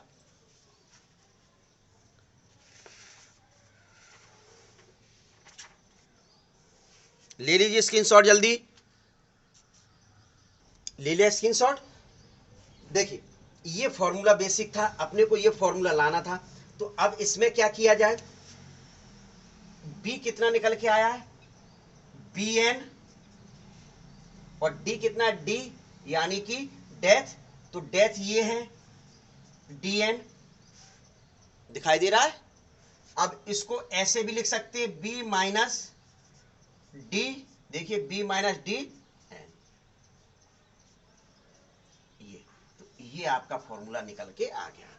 स्वाभाविक है, एक बार फिर से देख लीजिए फॉर्मूला कैसे निकलेगा, ये वाला फॉर्मूला किस प्रकार से निकलेगा, ये वाला सीधे सीधे देखिए कि यहां जो बी है, बी क्या होती है, बर्थ रेट होती है, बर्थ रेट क्या होती है, जितने बच्चे पैदा हुए हैं और पिछले वर्ष कितने बच्चे थे, जनसंख्या क्या थी, तो B upon N, B upon N, तो स्वाभाविक है बी अपॉन एन को मैंने इस प्रकार से लिख दिया समीकरण नंबर 1 में, बी बराबर मतलब एन बी, बी एन और बराबर बी, तो स्वाभाविक है इस बी में आपको ये फिट कर दिया गया, तो बी एन आ गया। इसी प्रकार से डेथ निकाला, उस वर्ष कितने मरे और पिछले वर्ष कितने थे, तो स्वाभाविक है कि एन, तो ये एन, एन यहां ले लिया तो डी एन हो गया, और इक्वल मुख्य रूप से डी, तो इक्वल डी है यहां, तो इस प्रकार से बी की जगह क्या रख रहे हैं, इस बी की जगह आपने ये रख दिया, इस बी की जगह आपने ये रख दिया, ये बी बराबर देख लीजिए, तो यहां ये रख दिया। डी बराबर क्या था, तो डी बराबर मुख्य रूप से यहां क्या रखा जा रहा है, आप सीधे सीधे देखेंगे डी एन रखा जा रहा है, तो ये डी एन रख दिया, इसको मैंने इस प्रकार से लिख दिया। तो इसमें लिखने में कोई प्रॉब्लम है क्या, कोई प्रॉब्लम नहीं है, क्या कोई प्रॉब्लम नहीं है। तो सीधे सीधे मुख्य रूप से आपका D N upon D T equal, इसको यहां कैसे लिख दें, R upon R into N, क्यों? क्योंकि आर यहाँ क्या है, बी माइनस डी है। आर क्या है, बी माइनस डी होता है। बी माइनस डी, यहाँ आर का मतलब क्या हो, intrinsic rate of natural increase. Intrinsic rate of natural increase यानी वास्तविक रूप से संख्या कितनी बढ़ी है उसको क्या कहा जा रहा है, आर कहा जा रहा है। तो वास्तविक रूप से आर संख्या जो बढ़ रही है वो बी माइनस डी के बराबर होती है। वो किसके माइनस होती है, बर्थ रेट और डेथ रेट के बराबर होती है। इस वजह से ये फॉर्मूला आपका यहां आ गया। इस फॉर्मूले के हिसाब से आप एक्सपोनेंशियल फेज को आसानी से गणना कर सकते हैं, लेकिन ये कंडीशन वास्तविक नहीं होती है। अब देख लीजिए यहाँ, मतलब आपको वैसे देखा जाए एन जीरो कर सकते हैं इसको। क्या एन जीरो का मतलब यहाँ क्या होता है, लिख लीजिए, देखिए कहीं, चलिए आप, मैं बोले देता हूँ। एन जीरो क्या होता है, पॉपुलेशन डेंसिटी ऑफ टाइम। मतलब जिस दौरान आप पॉपुलेशन काउंट करने जा रहे हैं तो उस जगह मुख्य रूप से उस दौरान, जैसे 2019 में अपने को जनसंख्या काउंट करनी है तो दैट टाइम गिनने के दौरान वह संख्या जीरो मान के चलते हैं, तो इसको एन जीरो कहा जाता है। क्या कहा जाता है, एन जीरो। क्या कहा जाता है बच्चों, एन जीरो कहा जाता है। क्लियर? भाई एक्सपोनेंशियल इक्वेशन क्या है वास्तविक में, मतलब एक्सपोनेंशियल इक्वेशन जो है वह क्या है, वह इक्वेशन मुख्य रूप से है क्या, तो वह एन टी बराबर एन, देखिए क्या है, इसको यहां मैं मिटा दूं, स्क्रीनशॉट तो ले चुके हो मैं। ये एक जनसंख्या यहां फॉर्मूला लिखना चाह रहा हूं। ये डेंसिटी इक्वेशन, मतलब ये एक्सपोनेंशियल इक्वेशन का जो फॉर्मूला है वह फॉर्मूला क्या है, एन टी बराबर क्या, एन टी बराबर N zero E R T. क्या है, ई आर टी। ये मुख्य रूप से एक्सपोनेंशियल फेज का फॉर्मूला है जो आप आसानी से नोट कर लीजिएगा। ठीक है, तो ये आपका फॉर्मूला मुख्य रूप से, इसके द्वारा आप काउंटिंग आसानी से कर सकते हैं। तो ये चीज आ गई आपके। अब यहां कोई पूछे क्या क्या कंडीशन है, एन जीरो है वो लिख लीजिए, population density of time, population density of time zero, यानी इस वजह से जीरो लिखा गया। क्लियर? यहां टी क्या है, population density of after time, मतलब गिनने के बाद क्या थी, ये गिनने से पहले एन जीरो है। एन जीरो बराबर population density at time, at time zero, zero. और एन टी बराबर क्या है, पॉपुलेशन, यही पूरा आएगा, वहां हो जाएगा आफ्टर, एट टाइम लिखा है, यहां क्या हो जाएगा, आफ्टर टाइम। ठीक है, फिर आर बराबर क्या है, इंट्रिंसिक, क्या, इंट्रिंसिक, सीधे सीधे यहां आर को क्या कहा जा रहा है, intrinsic rate of, intrinsic rate of natural, natural increasing, increase. और भैया ई लिख लीजिए, जगह स्पेस नहीं है, ई का मतलब होता है the base of natural logarithm, the base of natural logarithm, the base of natural logarithm जो निकल के आता है वो 2.71828 है, आपकी एनसीईआरटी में दिया हुआ है। 2.1 नहीं, सॉरी 2.71828, 2.71828, ये आपका मुख्य रूप से क्या है, एक्सपोनेंशियल फेज है। कुछ नहीं करना है एक्सपोनेंशियल फेज में, आप यहां ये मान के चलें अनलिमिटेड रिसोर्सेज है, ऑल रिसोर्सेज आर प्रेजेंट, सपनों की दुनिया है, महाराज की दुनिया है, हम तो जनसंख्या बढ़ाते चले जाएंगे, इस प्रकार से बढ़ती चली जाएगी, ये जे शेप्ड का कर प्राप्त होगा। इसमें ये फॉर्मूला कैसे निकल कर आएगा, फॉर्मूला देखिए, ये और ये एक दूसरे के पूरक है, देख लीजिए ये फॉर्मूला कैसे निकल कर है, D N upon D T बराबर बी माइनस डी इक्वल। तो यहां देख लीजिए ये आर मैंने रख दिया, ये आर क्या होता है, बी माइनस डी, आर क्या है, बी माइनस डी, यानी कि intrinsic rate of natural increase, वास्तविक संख्या जो बढ़ी है वह मुख्य रूप से आर है, वो ये बी माइनस डी है। भाई उस दौरान जो जनसंख्या, भाई ऐसा तो यानी पॉपुलेशन में एक साल पॉपुलेशन बढ़ती चली गई और अगली साल मरेगी। भाई पॉपुलेशन पैदा भी हो रही है तो मर भी रही है। पॉपुलेशन पैदा भी हो रहे हैं, 20 पैदा हुए 10 मर गए, 10 लोगों का मातम मन रहा है और 20 लोगों की खुशियां मन रही है। तो स्वाभाविक है कि 10 लोग कम हो गए तो वास्तविक संख्या जो बढ़ी वह संख्या कितनी बढ़ी, बी माइनस डी बराबर यानी 10 ही की तो काउंटिंग की जाएगी। ये थोड़ी है कि नहीं ओ 20 बढ़ गए, ओहो 20 बढ़ गए, ओहो, ऐसे नहीं कहेंगे भाई। सीधे सीधे आपको ये कहना पड़ेगा कि 10 की जनसंख्या बढ़ी, क्यों? क्योंकि 20 तो पैदा हुए थे लेकिन 10 तो स्वर्ग सुधार गए, तो ये 10 प्राप्त। क्लियर? तो ये एक्सपोनेंशियल कंडीशन कहलाती है, कर लीजिए। अब आता है लॉजिस्टिक। कौन सी? Logistic growth. इसको मैं मिटाने जा रहा हूं, ग्रोथ नहीं, कर्व नहीं मिटा लूंगा, क्योंकि कर्व अभी अपने को काम आएगा। अरे एन मिटल गया तो दोबारा से लिख देंगे, क्या दिक्कत है?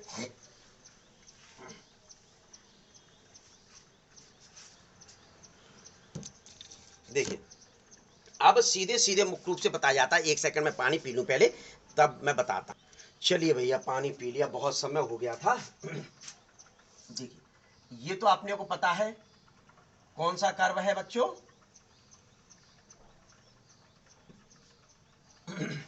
ये जो कर्व है, ये कर्व क्या कहला रहा है आपका?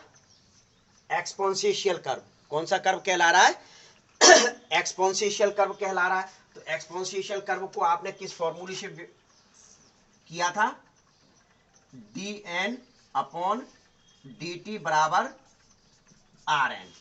यही तो किया था, क्लियर किया था कि D N upon D T बराबर आर एन। क्या किया था? आर एन किया था। क्लियर? तो अब स्वाभाविक है कि मुख्य रूप से इसमें से क्या देखेंगे, इसमें से मुख्य रूप से क्या करेंगे कि लॉजिस्टिक, लॉजिस्टिक जो है वो एक रियलिस्टिक कर्व है। लॉजिस्टिक जो है वह कैसा कर्व है? एक रियलिस्टिक कर्व है। तो रियलिस्टिक कर्व से तात्पर्य क्या है? यानी इसमें जो रिसोर्सेज होंगे वह लिमिट के होंगे। कैसे रिसोर्सेज होंगे? लिमिट में रिसोर्सेज पाए जाएंगे, बहुत अधिक संख्या में नहीं पाए जाएंगे। ये रियलिस्टिक कर्व है, ये रियलिस्टिक ग्रोथ है। तो यहां मैं लिखूं नंबर 2 डाल के, लॉजिस्टिक मॉडल ऑब्लिक भी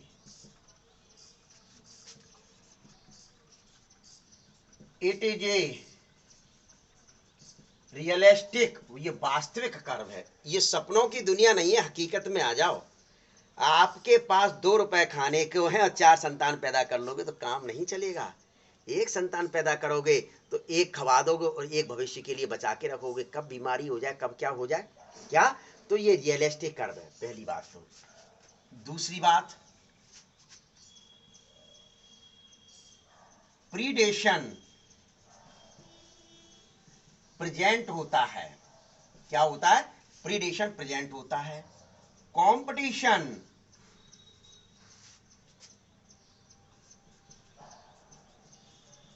प्रेजेंट होता है।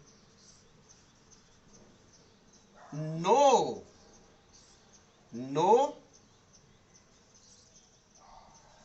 या फिर लिख दे लिमिटेड रिसोर्सेज। भैया लिमिटेड रिसोर्सेज पाए जाते, ये विषय ध्यान में रख लेना। और आज जो गवर्नमेंट है वो यही कर्व को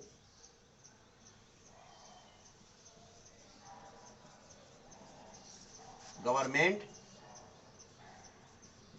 अप्लाई दिस कर्व। गवर्नमेंट जो है वो है आज इसी कर्व को अप्लाई कर रही। और ये कर्व जो डिपेंड करता है, ये कर्व जो डिपेंड करता है वह किसके ऊपर डिपेंड करता है? दिस इज बहुत पॉइंट बहुत है, केयरिंग कैपेसिटी। अभी जो मैंने एग्जांपल दिया था, केयरिंग कैपेसिटी यानी के, क्या है मतलब इसका? अभी मैंने कहा था आपके पास 2 रुपया है, 4 संतान है, तो 50-50 बांट दोगे, भविष्य के लिए क्या रखोगे? आप में कैरिंग कैपेसिटी कहां है इतनी कि जो आप मुख्य रूप से ऐसा कर रहे हैं? 2 रुपए हैं तो एक संतान पैदा करो, एक उसको अच्छी परवरिश में लगा दो और एक भविष्य के लिए बचा के रखो कि आपके लड़के के काम या लड़की के काम कब आ जाए। That is called carrying capacity. मेरी 5 संतान हैं, 2 को मैं गोदी में लिए हूं,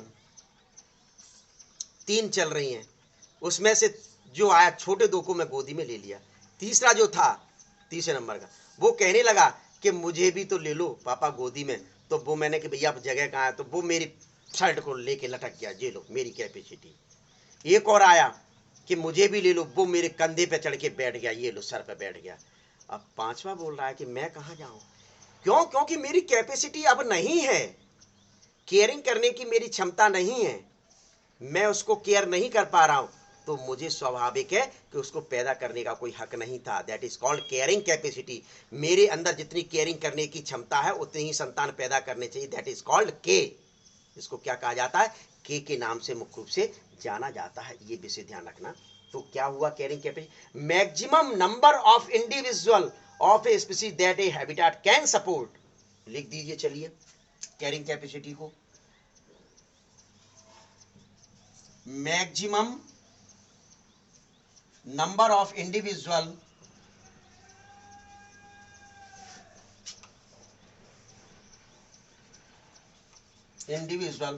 of a species that a habitat can support। यानी कि मैं हैबिटाट था, मेरी 5 संतान थी, तो 4 को ही सपोर्ट कर पा रहा हूं, मैं 5वीं को सपोर्ट नहीं कर पा रहा हूं।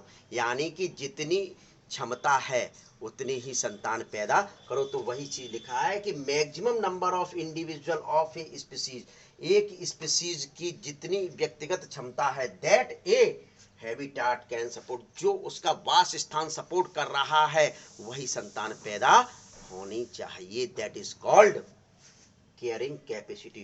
वीआईपी कैटेगरी का महत्वपूर्ण ये क्वेश्चन है, लाइन नोट कर लीजिए। निश्चित है कि ये मुख्य रूप से आपके नीट 2000 कोई से भी में आ जाएगा, 21 नहीं तो 22 नहीं तो 23 निश्चित आएगा, ये ध्यान में रख लेना। भैया इसका क्या फॉर्मूला है, आप फॉर्मूला भी देख लीजिए। अभी मैं कर्व के द्वारा ले जा रहा हूं। हाँ, इसमें एक चीज और लिख दीजिए, सिग्मॉइड कर्व प्राप्त होता है। कौन सा कर्व बच्चों? कर्व यानी एस शेप कर्व। कैसा प्राप्त होगा? सिग्मॉइड कर्व यानी एस शेप कर्व मुख्य रूप से प्राप्त होता है। तो देखिए क्या फॉर्मूला बनेगा, डी एन डन और डट, डन डट से काल कर लीजिए, रन से कर लीजिए फॉर्मूले को। डन बराबर रन, देख लीजिए डन बराबर रन, ये लिखा है एक्सपोनेंशियल में, ये लिखा हुआ एक्सपोनेंशियल में लिखा है, विशेष ध्यान रखना, ठीक है। अब क्या हो रहा है, यहां मैं मुख्य रूप से k माइनस एन अपॉन के, यानी कैपेसिटी जितनी है उसकी एक पर्टिकुलर इंडिविजुअल जो हैबिटेट सपोर्ट कर रहा है वो n है अपॉन के। अब देख लीजिए इस चार्ट के माध्यम से, देखिए शुरुआत में मुख्य रूप से क्या कंडीशन होती है, इसी चार्ट में मैं आपके चूंकि एनसीईआरटी में दिया हुआ है तो यही चार्ट है कि इनके पास लिमिटेड सोर्स है। तो मैं क्या कर रहा हूं,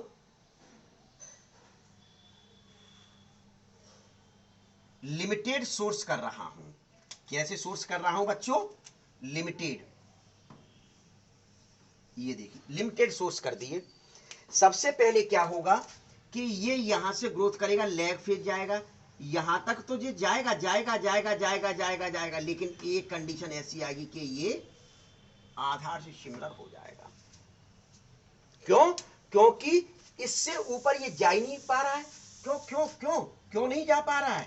क्यों? क्योंकि ये लिमिटेड सोर्स है।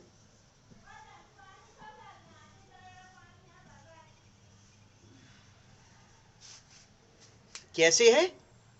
लिमिटेड सोर्स है, इस वजह से ये ऊपर इससे क्रॉस ही नहीं कर पा रहा। ये सीधे सीधे यहीं के यही मुख्य रूप से होता जा रहा है। तो फॉर्मूला इसका क्या हो गया, D on upon D T run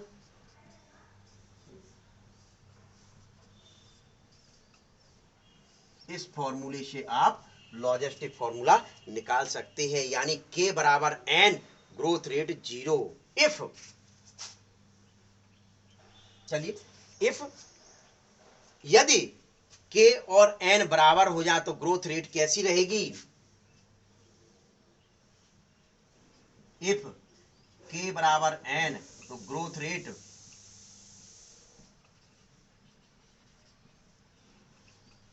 zero होगी, ग्रोथ रेट जीरो होगी। तो इस प्रकार के लॉजिस्टिक कर्व को मुख्य रूप से, या इस प्रकार की लॉजिस्टिक जो ग्रोथ है, उस लॉजिस्टिक ग्रोथ को मुख्य रूप से क्या कहा जाता है, वर्चुअल्स पर्ल लॉजिस्टिक ग्रोथ कहा जाता है। तो लिख दीजिए क्या कहा जाता है इसको, ब्लू कलर से लिखूं, ब्लैक से तो ये लिखा ही जा रहा है, इसको क्या कह सकते हैं,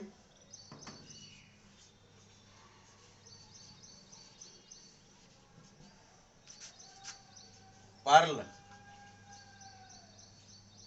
लॉजिस्टिक ग्रोथ कहा जाता है। नोट कर लीजिए इसको, बहुत महत्वपूर्ण है, बहुत महत्वपूर्ण है, नोट कर लीजिए जल्दी से, इस चीज को नोट कर लीजिए, ये वाला।